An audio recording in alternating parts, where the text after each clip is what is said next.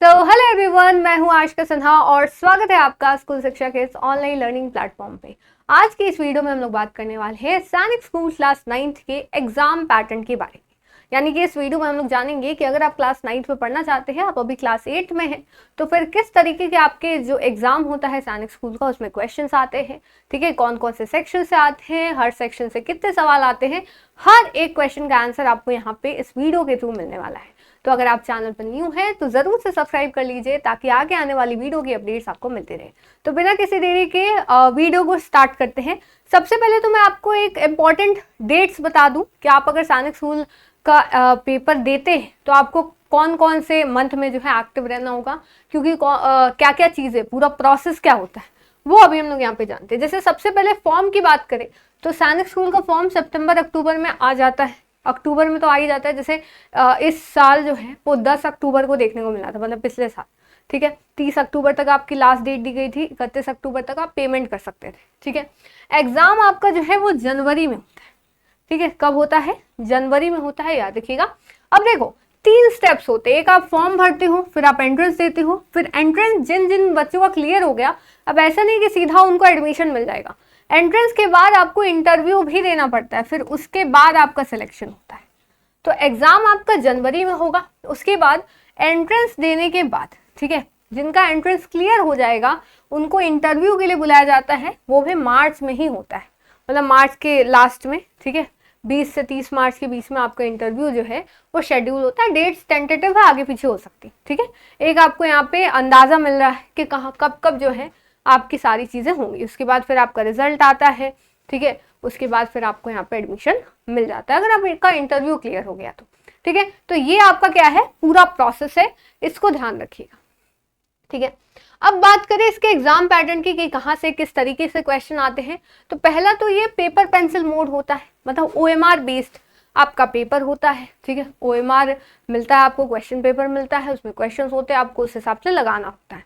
फिर मीडियम की बात करें तो क्लास 6 के लिए तो आपको अलग अलग भाषा में मिल जाता है, लेकिन 9th में बात करें तो सिर्फ इंग्लिश में आपका पेपर आता है। ठीक है, इंटरव्यू भी आपका इंग्लिश में ही होगा, तो ये चीज़ आपको ध्यान रखनी है। ठीक है, तो इंग्लिश में आपका पेपर होता है, हिंदी तो आता ही नहीं है इसमें। ठीक है, चलो आगे बात करें।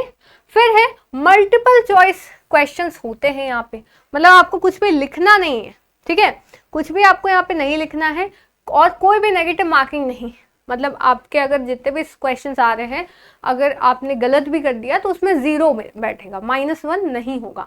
तो ट्राई करना है आपको कि आप पूरा पेपर क्या करो, बना के आओ, सारे के सारे क्वेश्चंस यहाँ पे सॉल्व करके आओ। आगे बात करते हैं अब किस तरीके से आपके क्वेश्चंस आते हैं, ये जान लो।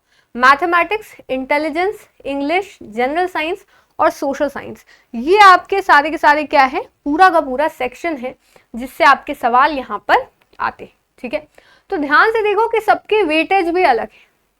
ठीक है, मैथमेटिक्स से आपके सबसे ज्यादा क्वेश्चन आ रहे हैं, 50 क्वेश्चन आ रहे हैं, और 1 मार्क के लिए आपको, मतलब एक क्वेश्चन सही करने पे आपको 4 मार्क्स मिल रहे हैं।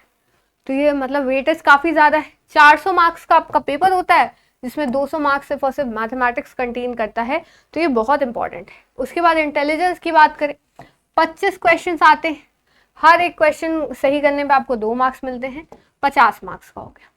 फिर इंग्लिश की बात करते हैं, 25 क्वेश्चंस आते हैं, एक सही करने पे 2 मिलता है, सिमिलर एज इंटेलिजेंस, और 50 मार्क्स का हो गया। सेम आपका जनरल साइंस और सोशल साइंस है, 25-25 क्वेश्चन आते हैं, 2-2 मार्क्स के, और 50 हो गया। तो यहाँ से आपका 200 बना और यहाँ से अकेले 200 बना, तो टोटल आपके 150 क्वेश्चन आते हैं और 400 यहाँ पे क्या होता है, मार्क्स का पेपर होता है। इसको ध्यान रखिएगा। ठीक है, तो आपको क्या ध्यान देना है, बाकी आपके 200 अकेले कंबाइन करते हैं और ये आपका मैथमेटिक्स अकेले होता है। तो आपको ज्यादा किस पे फोकस करना है, मैथमेटिक्स पे बहुत अच्छे से पढ़ना है। ऐसा नहीं है कि बाकी सब्जेक्ट्स छोड़ देने। सैनिक स्कूल का एग्जाम बाकी जो 9th लेवल एंट्रेंस होते हैं उससे कंपेयर करें तो काफ़ी मुश्किल होता है, सबसे ज़्यादा मुश्किल आप इसी को कह सकते हो। ठीक है, तो आपको इसको अच्छे से प्रिपेयर करना होगा, मैथ्स को, और साथ साथ बाकी जो सब्जेक्ट्स हैं उसको भी इक्वली बैलेंस करके यहाँ पे चलना होगा।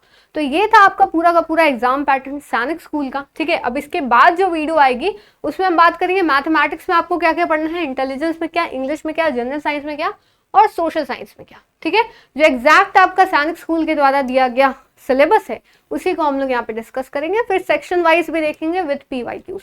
तो चैनल को अभी तक सब्सक्राइब नहीं किया है तो ज़रूर से कर दीजिए। मिलते हैं फिर नेक्स्ट वीडियो में, तब तक के लिए thank you so much, bye bye, जय हिंद, जय भारत।